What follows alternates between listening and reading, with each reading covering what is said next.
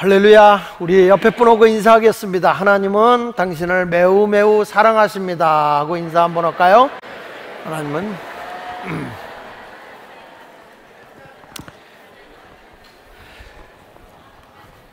여러분은 어렸을 때 초등학교 다닐 때 소풍을 가보신 적이 있으신가요? 네, 저는 그 시골에 살 때 소풍을 간 적이 있습니다. 근데 우리는 소풍을 가면 주로 제 고향이 대부도기 때문에 거기가 아주 맡아놓고 가는 데가 절간이에요. 절간. 그 절간으로 항상 거기 가는데 그 절 이름이 쌍계사라는 절이었어요. 근데 그게 지금 그렇게 오래됐는데도 잊혀지질 않아요. 근데 그 쌍계사라는 절에 가면 거기가 이제 공터도 있고 살림도 참 우거지고 또 샘물도 있고 너무너무 좋으니까요. 그 시골에 거기 가서 이렇게 이제 소풍을 갈 때마다 그렇게 제가 행복했던 이유는 먹을 것도 없는 집에서 소풍 간다 그러면 우리 어머니가 김밥을 싸준다는 것, 그 다음에 계란을 삶아준다는 것, 그거 2개 정도 이렇게 삶아서 줍니다. 그리고 이제 소풍을 가면 소풍에서 꼭 빼놓지 않고는 게임이 하나 있습니다. 뭐죠? 보물찾기요. 어떻게 그렇게 잘하세요? 보물찾기를 합니다. 근데 보물도요, 잘 찾는 사람 있고요, 평생 가봐도 못 찾는 사람 있어요. 나같이 눈 죽은 사람은 앞만 찾아도 잘 안 보이더라고. 바위 밑에도 놓고 나무 밑에도 놓고 나무 위에도 숨겨놓고 이렇게 나무 파인 속에도 집어넣고 다 하더라고요. 그런데 그거를 다 찾고 난 뒤에 제가 한 번도 못 찾았는데 딱 한 번 찾았어요. 그때 이제 다 모이잖아요. 그 보물 찾은 걸 가지고 상품을 나눠주는데 다 주는데 내 거는 없어요. 왜 이건 나도 찾았는데 왜 안 주냐고 봤더니 옆반 거예요. 옆반 거. 우리 반에서 보물 숨겨놓은 게 아니고 다른 반에서 숨겨놓은 걸 내가 거기까지 넘어가서 찾아온 거예요. 근데 그때 제가 참 지금까지도 잊지 못하고 한이 서린 게 선물을 못 받았다는 것. 그때 보물을 찾으면 선물을 주는데 연필 한 타스. 근데 그 연필 이름은 동화연필이라고 아시나 모르겠어요. 그 동화연필, 요즘 젊은 세대들은 요즘에도 동화연필이 나오나요? 예, 동화연필 그렇게 주고, 그렇지 않으면 이제 공책 이런 걸로 줬어요. 그래도 그 보물을 찾아갖고 상 받으러 간다고 할 때는 참 좋아해요. 그러다가 이제 상을 못 받은 사람을 위해서 뭘 하냐면 노래대항을 합니다. 노래대항. 근데 저는 노래를 잘 못하는데 상 받고 싶은 마음에 그냥 뛰어나가서 노래를 부르다가 끝까지 불러본 적이 없어요. 그래도 선생님이 참여상으로 이렇게 주기도 하고 그랬는데, 그때 우리 누님이 한 얘기가 있어요. 같은 학교를 다니는데 누님하고 나하고 이제 3년 차이니까 누님이 날들어 하는 얘기가, 나 너 때문에 창피해 죽겠어 그래요. 노래나 잘하고 가면 좋은데 노래도 못하는 놈의 앞에 가서. 그래서 내가 누나한테 한 말 했어요. 누나가 연필 주냐? 누나가 공책 주냐? 나는 망신당해도 한 번 나가면 연필이라도 주고 공책이라도 주잖아. 그래서 나가는 거야. 그렇게 얘기를 한 것이 기억이 납니다.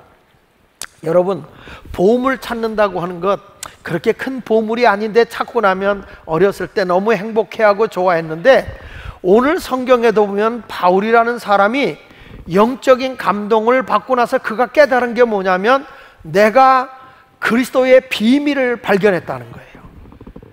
그 하나님의 창조 안에 숨겨져 있던 그 놀라운 비밀을 발견해서 너무너무 기쁘고 행복해하는 표정을 이야기하고 있는 것입니다.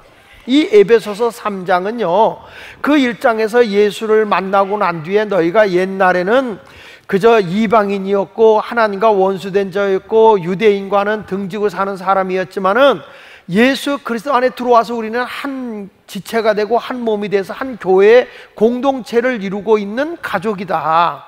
이제 그렇게 말씀을 증거하고 나서 바울이 이런 공동체원들이 기도해서 하나님의 능력을 입어야 된다라고 하는 1절 다음에 바로 14절 이하에 대한 이야기를 하려고 했던 거예요.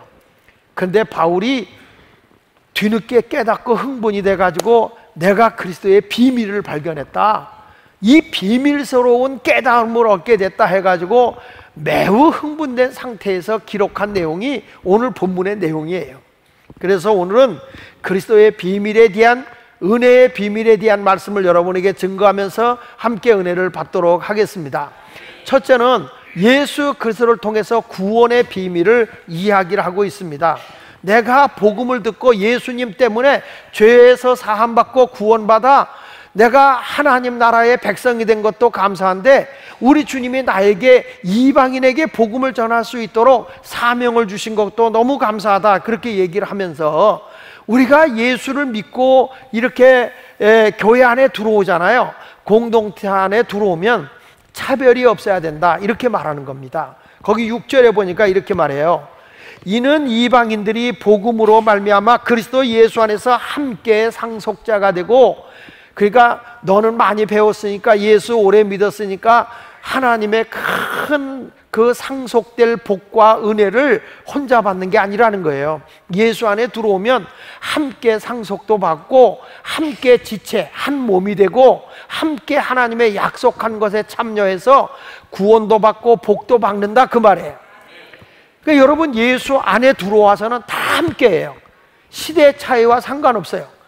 과거에 있던 아브라함이나 또 그 뒤에 우리 감리교회 창시자 요한 웨슬리나 또는 어거스틴이나 종교개혁을 했던 루터나 다 주 안에 있을 때는 다 주 안에서 함께 상속자가 되고 함께 한 몸이 되고 함께 약속된 천국도 소유하는 거예요. 그러니까 그때나 지금이나 예수 그리스도 안에 들어오면 모두가 함께 참여하는 것이다. 이 함께라는 말은 일치함을 얘기하는 거예요. 그리스도 예수와 함께 하나가 됨, 연합됨, 이것을 얘기하는 거죠. 사랑하는 여러분, 교회라고 하는 것은요, 잘난 사람이나 못난 사람이나 배운 사람이나 못 배운 사람이나 가진 자나 못 배운 자나 예수 그리스도 안에서는 차별이 없어요. 다 연합되고 하나가 되는 것입니다. 그래서 유대인들이 예수님이 그저 세리나 당시에 사람들이 이렇게 외면하고 버렸던 창녀나, 그리고 가난한 목수나, 또 이런 그 당시에 천대받는 직업인 어부나, 이런 사람들도 다 주 안에서는 같이 식탁에 앉아서 같이 밥을 먹고 같이 나눴어요. 왜냐하면 일치됨이야. 주 안에서는 다 같아요. 하나예요. 함께 하는 거예요. 이 바울이 이 놀라운 비밀을 깨달은 겁니다. 세상 사람들은 끼리끼리 놀아요. 그저 같은 동문, 같은 학교 이런 거 가지고 놀고, 그저 우리는 요런 레벨이니까 우린 요렇게 살자, 그런 끼리끼리 노는 사람들이 있거든요. 이 목사 세계도 보니까 그렇게 노는 그룹들이 있더라고요. 그래서 표현할 때 이렇게 얘기해요. 황제 그룹 목사. 그 다음에 또 이렇게 저같이 개척해가지고 막 고생을 해가지고 교회를 키운 목사님들은 또 뭐라고 하냐면 개척 원조 목사, 뭐 이런 식으로 해가지고 다 자기들끼리 편을 매기더라고요. 그래서 전 이래봐도 원조죠. 개척을 해서 지금까지 왔으니까 원조예요. 근데 이게 다 예수 안에서는 다 같아야 되는 거예요. 다. 이제 차별을 둬서는 안 돼요. 먼저 믿은 사람이나 나중 믿은 사람이나 예수 안에서는 다 같아야 되는데, 우리 예수마을교회가 생각예로 말이죠, 텃세가 셉니다. 아주 얼굴에 써놓고 살아요. 내 이래봐도 가진 건 없지만 텃세 하나는 있다. 그래가지고 막 누구 하나 열심히 하려고 그러면은 굴러온 돌이 박힌들 뽑으려고 그러고 툭툭 쳐내고 말이죠. 제일 텃세 가운데 지독하게 센 데가 주방인데, 주방에 들어가서 일하려고 그러면 슬쩍 물을 끼얹는다며. 우리 교회는 그렇지 않아요. 그런데 저 예수마을교회가 그렇다는 거죠. 근데 예수 안에 들어서 함께 해야 돼요. 함께 더불어 연합됨이 이루어지는 것이 교회가 돼야 할 줄로 믿습니다. 교회 안에 들어오면 뭐 성격적으로도 모간한 사람이 있고요, 어떤 사람은 일을 하다가 실패를 해가지고 어려운 상황에 있으면 피해의식이 많은 사람도 있어요. 그래서 뭘 하면은 나 없다고 무시하는 거야, 뭐 이런 사람이 있고요. 또 어떤 사람은 가정적으로 그 어려움이 있으면은 내가 남편 없다고 나를 네가 무시하는 거지, 막 이렇게 하는 분도 있어요. 또 어떤 사람은 내가 시장에서 이런 장사한다고 천한 장사한다고 나를 네가 우습게 보는 거지 막 이렇게 스스로 피해의식을 가지고, 근데 감사한 거는 그래도 자기가 뭘 한다고 표현한다는 거, 감추지 않고 표현한다는 거, 그게 우리 교인들의 아싸람이에요. 이왕 한번 싸울 거, 그래 난 그렇다 어쩔래, 이게 당당함이에요. 숨길 필요가 없어요. 근데 거기서 그걸 피해의식 갖고 어떤 적대감을 가지고 나가지 말고, 그럼에도 불구하고 하나님은 나를 사랑하시고, 그럼에도 불구하고 하나님은 나를 인도해 주셨고, 그럼에도 불구하고 하나님이 나에게 은혜를 베풀어 주셨다, 이렇게 생각하고 당당하게 살아가는 여러분이 되시기를 예수 이름으로 축원합니다. 그래서 바울은 이렇게 얘기를 합니다. 내가 하나님의 은혜로 이렇게 구원을 받고 하나님의 공동체 안에 들어가 보니까 함께 상속자요, 함께 지체요, 함께 약속에 참여한 자가 되어서 우리는 이제 주 안에서는 차별이 없는 자가 되었다, 이렇게 말하는 거예요. 여러분들도 교회 와서 차별하지 말고 서로가 한 가족됨을 잘 이루시기를 예수 이름으로 축원을 드립니다. 그러면서 바울은 또 하나의 비밀이 뭐냐, 차별이 없게 한 가족됨을 이루는 것이 교회구나 라는 비밀을 알려줬을 뿐만 아니라, 내가 예수 믿는 것도 하나님의 은혜고 내가 하나님의 일을 하는 것도 하나님의 은혜다, 이렇게 얘기를 했어요. 여기 성경 말씀 에베소 3장 7절 8절에 보니까, 이 복음을 위하여 그의 능력이 역사하시는 대로 내게 주신 하나님의 은혜의 선물을 따라 내가 일꾼이 되었다. 자, 저 좀 보세요. 일꾼이 되고 하나님의 은혜를 받았어요? 하나님의 은혜의 선물을 받고 일꾼이 됐어요? 네, 하나님의 은혜의 선물을 따라 일꾼이 된 거예요. 8절에 보면요, 모든 성도 중에 지극히 작은 자보다 더 작은 나에게 뭐라고 그랬죠? 이 은혜를 주신 것은 측량할 수 없는 그리스도의 풍성함을 이방인에게 전하게 하려고 나에게 은혜를 줬다는 거예요. 그러니까 이방인들에게 복음을 전하는 전도를 하기 위해서 하나님이 은혜를 줬다는 거거든요. 그러니까 은혜가 먼저입니까? 일이 먼저입니까? 그래서 바울이 지금 얘기하는 거는 내가 예수를 믿는 게 은혜라는 거예요. 내가 구원받은 게 은혜라는 거예요. 그래서 에베소 3장 7절에 하나님의 은혜의 선물을 따라 내가 일꾼이 됐다 그랬잖아요. 이거를 에베소서 2장 8절에서는 이렇게 말하거든요. 너희는 그 은혜에 의하여 믿음으로, 그러니까 믿음도 은혜가 와야 믿어지는 거예요. 그것을 통해서 구원을 받았다, 이렇게 얘기합니다. 이제 여러분들이 궁금해하는 게 뭐냐면, 아니 다 예수를 믿는데 왜 장로교가 있고 감리교가 있느냐, 이제 이런 거 가지고 궁금해하는 사람들이 있는데, 제가 쉽게 설명하면 그냥 나무가 이렇게 자라는데 가지가 여러 개 나오듯이 원뿌리는 하나예요, 예수 믿는 거는요. 근데 이제 가지가 약간 달라요. 여긴 굵은 게 있고 가는 게 있을 수 있어요. 근데 근본적으로 가서는 같거든요. 근데 이제 장로교에서 주장하는 게 칼빈주의 5대 결의가 있어요. 5가지 결의가 있는데, 그게 뭐냐면, 첫째가 사람은 전적으로 타락을 했다는 거예요. 사람은 이제 에덴 동산에서 선악과를 따먹음으로 인해서 원죄가 있기 때문에 사람은 그냥 놔둬도 다 타락된 길로 간다는 거예요. 전적인 타락이라는 거예요. 그 다음에 두 번째는 뭐냐면, 이렇게 타락된 인간에게 무조건적인 선택, 하나님이 조건 보지 않고 택하여서 우리를 예수 믿게 했다는 거예요. 그래서 세 번째 가서는 다 하나님이 이렇게 인도해 주는 게 아니라 보편적, 그러니까 여기 뭐냐면 제한적으로 하나님이 영생을 주기로 작정된 자, 그러니까 다 예수 믿는 게 아니라 하나님의 선택을 받은 자만이 예수를 믿게 돼 있다.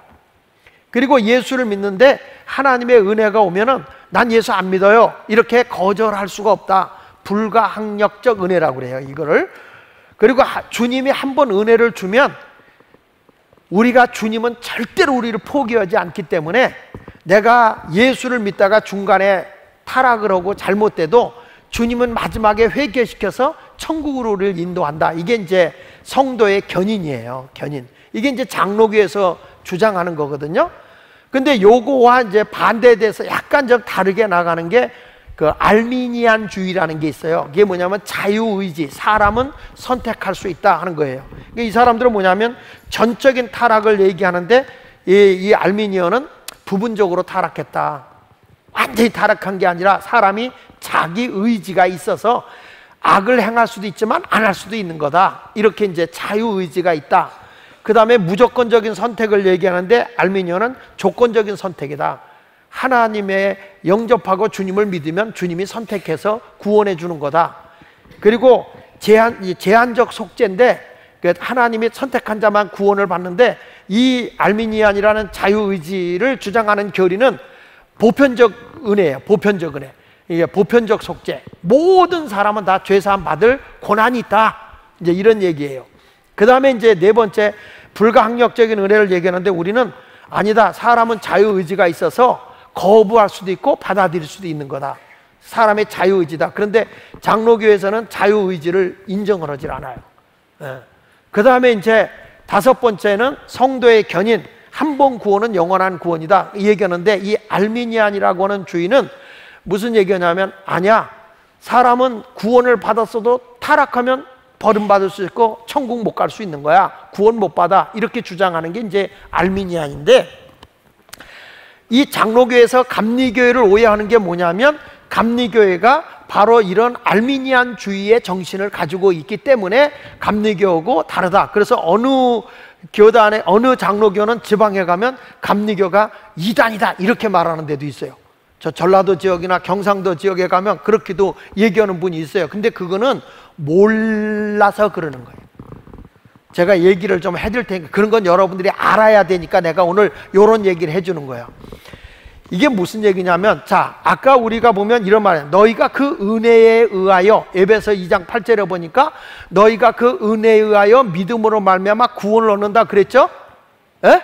자 전 보세요. 이게 굉장히 중요한 설교하는 거야. 그러니까 내가 예수를 먼저 믿어서 구원을 받은 거예요? 은혜가 와서 믿어서 구원을 받은 거예요?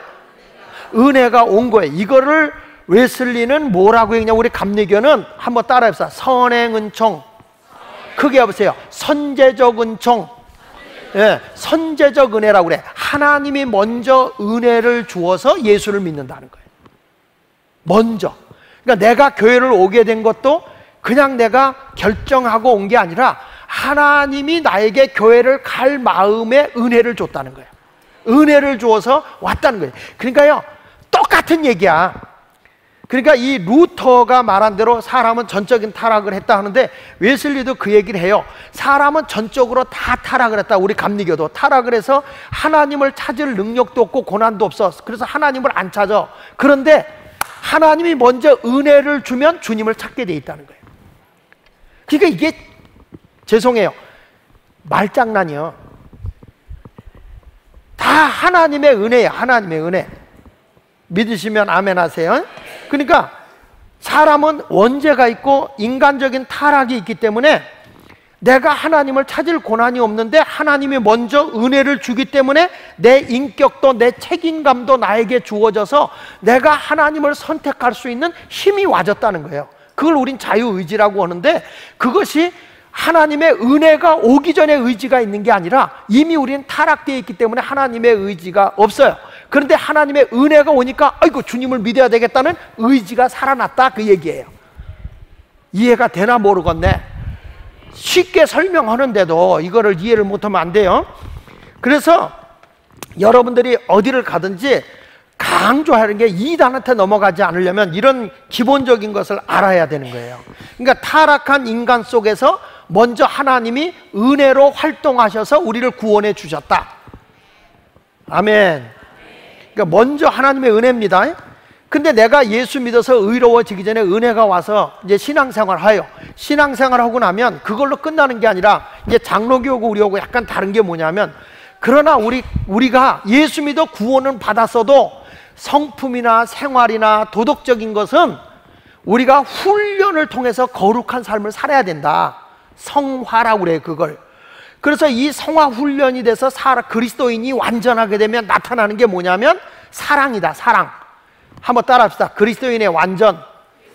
그게 뭐냐면 사랑인데 마음을 다하고 목숨을 다하고 뜻을 다해서 하나님을 사랑할 수 있고, 이웃을 마음을 다하고 뜻을 다하고 목숨을 다해서 사랑할 수 있는, 원수까지 사랑할 수 있는 그 단계까지 올라가는 게 그리스도인의 완전이다. 그러니까 우리는 아까 얘기한 5대 결의를 보면 개인의 구원에 대한 얘기를 장로교는 강조하고 있는데, 우리 감리교는 뭘 얘기하냐면 예수 믿고 구원받은 데 멈춰 있어서는 안 되고, 우리가 하나님의 은혜가 와서 더 성숙된 사람이 되어지고, 그래서 결론이 어디까지 가야 되냐면 우리는 구원은 다 받는 건데 전인적 구원, 한번 따라합시다. 전인적 구원. 영혼도 구원받아야 되고, 마음도 구원받아야 되고, 그리고 우리의 몸도 구원을 받아야 되고, 건강도, 생활도 구원을 받아야 되고, 예수 믿고 살아가는 사회도 구원을 받아야 된다, 이 얘기예요. 사회도. 그러니까 우리 감리교, 우리가 지금 거룩한 교회 세상 속으로 그러잖아요. 사회적 구원. 이게 이제 전인적 구원이라는 거죠. 그래서 웨슬리가 영국 사회를 모든 사람이 더불어 잘 살게 변화를 일으키는 운동을 했던 이유가, 혁명이 일어나지 않고 영국 사회가 새롭게 변화됐었던 이유가 뭐냐면, 이게 사회적 성화 운동을 했기 때문에 그런 운동이 일어난 거죠. 그러니까 그래서 우리 감리교는, 그 장로교에서는 개인의 영혼 구원을 강조했다면, 우리 초창기가 들어왔을 때 우리 감리교는 사회적 구원을 먼저 강조하다 보니까 학교 세우고 병원 세우고 이런 일을 먼저 했던 거죠. 근데 사실은 구원은 하나님이 은혜를 먼저 주어서 우리가 구원받는 거예요. 네. 아멘. 그러니까 우리 감리교의 구원은 전인적 구원이라는 것을 먼저 이해하시기 바랍니다. 그래서 우리 웨슬리는 뭐냐? 감리교는 선을 이루려는 생각조차 위로부터 오는 것이고, 내가 선을 끝까지 행하는 능력을 가져야 되는 것도 하나님의 은혜가 와졌을 때만이 끝까지 선한 능력을 행할 수 있다는 거예요. 그러니까 이 일을 하려고 하다가 보면 사람이 내 자의적으로 하는 건 오래 못 간다는 거예요. 내가 우리 교회도 이제 자원봉사를 시켜봤잖아. 자원봉사 시켜보니까 석 달 안 가. 근데 돈 주고 오는 건 끝까지 가. 근데 자원봉사는 끝까지 안 가. 왜냐하면 인위적으로 하는 거는 오래 못 가, 힘들어서. 근데 하나님의 은혜가 와서 하는 거는 기쁨으로 한다는 거예요. 이것이 뭐냐면 하나님이 주신 은혜다 하는 거예요. 은혜. 그러니까 여러분도 주일 내가 막 하고 싶어. 어떤 마음으로 했냐? 하나님의 은혜가 먼저 와야 그 사역을 감당해 가는 줄로 믿으시기를 바랍니다. 할렐루야. 나는 여러분에게 말씀합니다. 우리 교회는 세상이 잘못되는 걸 보고 가만히 있는 건 아니에요. 우리가 섬김, 우리는 싸워서 이기는 게 아니라 선으로 악을 이겨가는 거죠. 선으로 우리가 세상을 섬기는 이런 아름다운 삶을 살아가는 게 믿음인 줄로 믿습니다. 그래서 히브리서 10장 38절에 오직 의인은 뭘로 사는 거냐? 믿음으로 사는 것이다. 로마서 3장 28절에는 사람이 의롭다 하심을 받는 것이, 하나님과 화목하게 되는 것이, 그것이 바로 끝부분에 보면 믿음으로 되는 줄 우리가 인정한다. 그래서 여러분이 예수를 잘 믿잖아요. 그러면 영혼만 구원해 주는 게 아니라 육도 구원을 해줘요. 바울이 하나님의 말씀을 전하다 보니까 한 사람이 구원을 받을 만한 믿음이 있는데, 영혼만 구원받는 게 아니라 육도 구원받을 만한 믿음이 있는 거예요. 안진뱅이가 루스드라에서. 그러니까 바울이 눈여겨보니까 저 사람이 일어설 만한 믿음이 있는 걸 본 거예요. 믿음 있는 걸 보고 나서는, 야, 너 내 발로 일어서라. 그랬더니 안진뱅이가 일어나는 거예요. 이게 뭐예요? 영혼만 구원받는 게 아니라 육도 구원받는 게 전인적 구원이라는 거예요. 성경 말씀 사도행전 14장 8절로 10절에 보니까, 루스드라에 발을 쓰지 못하는 한 사람이 앉아있는데 나면서 걷지 못하게 되어 걸어본 적이 없는 자라. 바울이 말하는 것을 듣거늘 바울이 주목하여 구원받을 만한 믿음이 그에게 있는 것을 보고, 그렇죠? 하나님의 은혜가 그에게 들어가서 이제 예수를 영접하고 구원받을 만한 믿음이 있는 걸 보고, 근데 영혼만 구원받아도 되겠어요? 육도 구원받아야지. 그래서 바울이 말하는 것을 듣거늘 바울이 주목하여 구원받을 만한 믿음이 그에게 있는 것을 보고 큰 소리로 이르되, 다 같이 내 발로 바로 일어서라, 이런 거예요. 내 발로 바로 일어서라 하니까 그 사람이 일어나 걸었다. 이게 뭐냐면 육의 구원이라는 거예요. 건강을 얻은 거예요. 건강. 그러니까 우리가 얘기하고 있는 이 구원이라는 것은 영혼이 죽어서 천국 가는 것만 구원이 아니고, 내 몸이 내 힘으로 건강을 얻을 수 없을 때 하나님의 은혜로 건강을 얻는 것도 구원이고, 내가 하나님의 은혜로 선한 일을 행하여서 사회를 섬기면서 사회를 선으로 악을 물리치고 세상이 살기 좋은 나라가 되었을 때 그걸 뭐냐면 사회적 구원이라, 사회적 구원이라 이렇게 얘기를 하는 거예요. 사회적 성화라고도 하고. 근데 교회는 우리 교회 안에만 있는 게 아니라 사회의 선한 일도 해야 되고 우리가 영혼도 구원하는 그 일을 감당해 나가야 할 줄로 믿습니다. 그러니까 결국에는 구원이라는 게 뭐냐 했을 때 교회가 있는 자리에 건강한 마을, 건강한 사회, 건강한 국가를 세우는 것도 교회의 본질이라는 거예요. 할렐루야. 그래서 사람이 뭐가 잘못됐다 그러면 교회는 우리가 이런 일을 해서 우리라도 바르게 가자, 반듯하게 가자, 이런 일들을 이루어 나가야 되는 것입니다. 시편 30편 2절에 이렇게 말합니다. 여호와여 내 하나님이 내가 죽게 부르짖음에 나를 고쳤다. 여러분, 우리 주님은 영혼만 구원해 주는 분이 아니라 여러분의 모든 삶의 자리까지도 고쳐주시는 분이라는 거예요. 그것이 내 노력이 아니라 하나님의 은혜가 와서 이루어진다는 거예요. 이게 선행 은총이죠. 이 은혜를 간직하고 믿음 생활하는 성도들이 되시기를 축원합니다. 그러니까 바울은 이렇게 말합니다. 에베소 3장 8절에 보니까 이방인을 위해 사도가 된 것도 하나님의 은혜다. 내가 전도하러 복음 전하러 다니는 것도 내 힘이 아니라 하나님의 은혜라고 얘기하고 있어요. 사도행전 20장 24절에 내가 달려갈 길과 주 예수께 받은 사명 곧 하나님의 복음을 증거하는 일을 마치려 하면은 내 생명을 조금도 귀한 것으로 여기지 않는다. 그렇습니다. 여러분, 우리가 하나님의 은혜를 받잖아요. 좋은 일 할 때 생명까지 바쳐가면서 그 일에 최선을 다하는 거예요. 우리가 지금 힘들고 어려운 일을 만나잖아요. 그러면 거기에 우리가 하나님의 은혜를 받아서 그 힘들고 어려운 사람을 선으로 잘 돌봐줄 수 있는 게 교회인 거예요. 그래서 두 번째 가서 뭐냐, 복음의 능력이 교회를 통해서 나타나는 게 비밀이라는 거예요. 바울이요 이렇게 말합니다.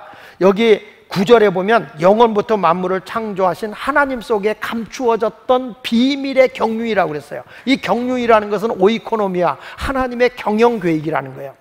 하나님이 교회를 통해서 드러내고자 하는 비밀이 있는데 그게 언제부터 있었느냐? 하나님이 만물을 창조하실 때부터 계획하고 있었다. 아담과 하와가 하나님을 중심으로 해서 한 가정을 이루잖아요. 거기가 에덴이에요. 에덴이라는 뜻은 행복이라는 뜻이에요. 사랑하는 여러분, 하나님이 세워준 가정은 행복의 장소예요. 다시요, 그렇게 아멘 해가지고는 여러분 가정이 불행해져. 다시 한번 해야지. 하나님이 세워준 가정은 행복해야 돼요. 근데 인간이 죄를 범하고 나니까 그 에덴 동산이 깨져버렸어요. 그래서 자유와 사랑과 평화가 깨져버리게 되니까 막 미움과 살인과 증오가, 시기가 막 싹트기 시작하잖아요. 자기 욕심 중심으로 살아가게 되고. 그래서 우리 하나님이 그 에덴 동산에 인간이 죄를 범하고 타락하기 전에 그것을 회복해야 되겠다. 그것을 바울이 그 비밀을 깨달은 거예요. 그게 뭐냐? 그게 그 비밀의 경륜이 뭐냐? 그랬을 때 거기 10절에 이렇게 말하는 거예요. 10절에 이는 이제 교회로 말미암아 하늘에 있는 통치자들과 권세들에게 하나님의 각종 지혜를 알게 하는 것이었다. 에덴의 행복이 어디서부터 이루어지는 거냐? 교회를 통해서 이루어지는 건데 그 교회가 어떤 교회냐? 그랬을 때 한번 따라 합시다. 가정인 교회. 다시 크게, 가정인 교회. 그러니까 교회가 가정과 같다. 가족이죠. 그러니까 교회라고 하는 것은 예수를 믿고 구원받은 사람의 가족이에요. 우리가 하나님 아버지를 모시잖아요. 우리는 하나님의 자녀예요. 그러니까 자녀들이 모여 있는 데니까, 한 아버지의 자녀들이 모여 있는 곳이니까 교회는 어떤 것이냐? 가족이다. 따라합시다. 가정교회를 세워라. 주님이 원하는 건 그거예요. 그래서 이 에베소서에서 바울이 내가 이 놀라운 비밀을 깨달았다는 거 아닙니까? 비밀을. 이 비밀이 뭐냐 그랬을 때 이렇게 말합니다. 에베소 5장 24절 25절에 보면 그러므로 교회가 그리스도에게 하듯 아내들도 범사에 자기 남편에게 복종해라. 지금 여기 보면 재밌는 단어가 나와요. 아내들아 남편에게 복종해라.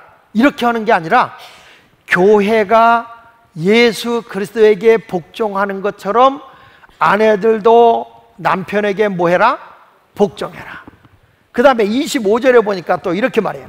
남편들아 아내 사랑하기를 그리스도께서 교회를 사랑하시고 그 교회를 위하여 자신을 주신같이 하라. 아내들은 남편에게 복종하라고 하지만 남편들은 아내를 위해서 죽기까지 헌신하라, 이 얘기예요. 예수님이 교회를 위해서 죽으신 같이 또 그리스도께 교회가 복종한 같이 이렇게 가정을 이루는 것이 교회라는 거예요. 바울이 이걸 깨달은 거예요. 우리 예수마을교회가 작은 공동체를 세우고 그래서 목장을 세우고 그리고 여러분들 조금 큰 목장들이 여러 개가 모여서 마을이라고 하는 걸 만들고 그 마을이라는 것이 모여서 예수마을교회를 이루고 있잖아요. 근데 여기서 작은 공동체에서 우리가 해야 되는 게 뭐냐면 가정을 이루어야 된다는 거예요. 남녀가 만나서 가정을 이루는 것과 똑같다는 거죠. 그래서 여기서 에베소 5장 31절로 32절에 이렇게 말합니다. 같이 읽어볼게요. 자, 시작. 그러므로 사람이 부모를 떠나 그의 아내와 합하여 그 둘이 한 육체가 된다. 이제는 결혼한다는 건 뭐예요? 부모를 떠나서 너희들 둘이 이제 연합해서 살라는 거 아닙니까? 그러면서 32절에 이렇게 말해요. 이 비밀이 크도다. 지금 남녀가 부모를 떠나서 둘이 합하여 한 몸이 되라. 이 비밀이 크다. 나는 그리스도와 교회에 대해서 말하는 거다. 이게 한 가정을 세우는 이야기를 지금 하고 있는 게 아니라 교회를 얘기하고 있는 거다. 그 바울이 이걸 깨달은 거예요. 교회가 뭔가 그랬더니 가정이다. 그래서 우리는 가족됨이 이루어져야 된다는 거예요. 가족됨이. 교회 안에 들어오면 누가 아프다, 누가 힘들다 그러면 우는 자와 함께 울고 기뻐하는 자와 함께 기뻐하는 곳, 그게 교회라는 거예요. 너는 너 나는 나 이렇게 그냥 갈라서 가지고 예배만 드리면 마치 콩들이 콩자루에 있다가 끝나면 구르르 굴러가듯이 그냥 너는 너 나는 나 각자 노는 게 아니라 마치 콩이 익어가지고 스팀을 가해서 메주를 만들었을 때 서로 응고가 되듯이 우리가 내 자신을 다 깨뜨려서 교회는 한 공동체를 이루어 나가야 된다는 거예요. 그게 교회예요. 그게 교회. 그러니까 예수 안에서는 아브람 때나 이삭 때나 요셉 때나 또 루터 시대나 웨슬리 시대나 칼빈 시대나 지금에 와서 우리 장하길 목사 시대나 여러분 시대나 다 예수 안에서는 다 똑같아. 다 한 상속자고 한 지체고 한 약속을 받은 자들이에요. 그러니까 그 안에서는 다 같은 자들이라는 거예요. 그러니까 앞으로 교회는 어떤 모습의 교회가 되느냐? 서로 뜨겁게 사랑이 이루어지고 관심을 가져주는 것이 교회가 되어야 된다는 거예요. 여러분, 집안에 갔을 때 부모가 무슨 자식을 편협합니까? 정상적인 가정이라면 다 자식을 사랑하는 거예요. 안 그렇습니까? 내가 우리 집에 보니까 아버지 어머니 생전에 계실 때 제일 부모가 사랑을 많이 갖는 가정이 어느 가정인가 봤더니 5남매 가운데 제일 힘들게 사는 집을 제일 관심을 갖더라고. 엄마 아버지가 용돈 들이면 우리들한테 악착같이 뺏어서 제일 그때 우리 누님이 몸이 많이 아플 때였어. 둘째 누님이 거기 다 갖다 주는 거 있죠. 그런 마음이 있어. 그런 마음. 어느 날은 우리 어머니가요, 제가 개척하고 교회 어렵다고 하니까 우리 둘째가 너무 힘들고 어렵다 그러니까 큰 집에 같이 살면서 우리 큰 형수가 아마 맛있는 거 뭘 했나 봐. 그거를 어머니가 몰래 싸가지고 우리 집 갖고 왔어. 이게 부모의 심정인 거야. 부모는 자식에게 더 좋은 걸 주고 싶어 하고 어려운 자에게 더 많은 걸 주고 싶은 거예요. 근데 이 자녀들 가운데 이런 자식이 있어. 엄마가 없다고 나 무시하는 거 아니야? 나 못 산다고 나를 갖다 멸시하는 거 아니야? 그건 바보, 천치, 어리석은 사람이 하는 얘기야. 주 안에서는요, 다 한 가족이기 때문에 힘들고 어려우면 어려울수록 더 그 가정을 염려하게 되고 도와주게 되고 아멘 할 때까지 할 거야. 사랑하게 되고. 그러니까 우리 교회의 목장에서 누가 힘들고 어렵다 그러면 진심으로 사랑이 이루어져야 되는 거죠. 아유, 저 사람은 지긋지긋해 이러지 말고. 그러니까 어디 가면 또 이게 목장에 들어가서 싸우는 은사가 있어. 집안에서 싸우면 그때는 몽둥이 되는 거예요. 너희들 형제간에 화목하게 지내지 왜 싸워? 이렇게 야단치잖아요. 그러니까 여러분들도 화목한 교회를 만들어 나가고, 그리고 앞으로 교회 공동체가 건강한 교회를 세워 나가기를 바랍니다. 12절 13절에 보니까 우리가 그 안에서 그를 믿음으로 말미암아 담대함과 확신을 가지고, 그러니까 약한 사람들에게 뭘 주냐? 용기를 주는 거야. 너 세상에 나가서 이제 하나님이 너와 함께 하니까 담대하게 살자, 확신 있게 살자. 거기 보면 이런 말이에요. 환난에 대하여 13절에 보면 나의 여러 환난에 대하여 낙심하지 말라, 이는 너희 영광이니라. 바울은 무슨 얘기하는지 아세요? 야, 내가 지도자지만 내가 환난을 당하는 거 너들 그것 때문에 약해지지 말고 하나님께 영광이 되니까 자신 있게 살아. 부모님의 마음하고 똑같아요. 부모가 고생할 때 괜찮다, 부모님은 내가 못 먹어도 너는 건강해, 너 잘 먹어야 돼. 전에 내가 그런 얘기 한 적 있잖아요. 우리 어머니가 먹을 게 없을 때 우리가 배고프다니까 어머니 잡술 누른밥까지 다 갖다 주고, 할머니가 숭늉 좀 달라고 그래라. 그래서 부엌에 가보니까 어머니가 문풍지 바르려고 풀 쏘는 거에다 뜨거운 물 부어서 막 들고 계시더라고. 어머니는 타식에게 다 맛있는 거 주고 나서 그 먹지 못할 풀을 물에다 이렇게 헹궈갖고 드시는 그 모습을 볼 때 이게 부모의 마음 아니에요? 바울도 지금 그 얘기를 하는 거예요. 너희들 나 때문에 낙심하지 마라. 너희들은 세상에 나서 강한 자가 되거라, 담대한 자가 되거라, 이렇게 얘기하는 거죠. 우리 목장에서 여러분, 우리 예수마을교회 성도들은 다 사랑하면서 건강한 성도들이 돼서 서로가 도움이 되고 힘이 되어주고 세상을 이겨가며 하나님께 영광을 돌리고 선으로 세상에 유익을 주는 아름다운 성도가 되시기를 바랍니다. 그럴 때 사도행전 2장 42절 끝부분에 보니까 온 백성에게 칭송을 받으니 주께서 구원받는 사람을 날마다 더하게 해주었다. 우리 예수마을교회도 이번에 총진군 전도 초청주의를 하는데 우리 모두가 다 4명씩 초청을 해서 3,000명이 그날 모여서 예배드리는 거예요. 이렇게 하나님의 역사를 이룰 때 우리가 새신자들이 많이 들어오면서도, 야, 예수마을교회는 지역에 도움이 되는 교회, 이웃에 선을 끼치는 교회, 그리고 거기 다니는 교인들은 왜 그렇게 건강해? 왜 그렇게 자신 있어? 이러한 인정을 받는, 서로 사랑이 잘 이루어지는 가족된 교회가 되기를 바랍니다. 누가 어려운 일이 있다 그러면 좀 제발 좀 같이 가줘요. 에? 누구네 결혼식 있다 그러면 같이 가지고, 누구네 장례가 났다 그러면 가줘. 근데 어떤 사람은 오라고 하는데 자기는 안 간다? 그러면 안 돼요. 성경은 이렇게 말해요. 따라합시다. 서로 사랑하라. 그게 봐, 서로 사랑해라. 그러니까 서로 이렇게 상부상조하는 이런 아름다운 공동체, 서로 가족이 이루어지는 그런 교회가 될 수 있기를 예수 이름으로 축원합니다. 자, 우리 다 같이 은혜 아니면 찬양을 부르고 우리 기도하도록 하겠습니다.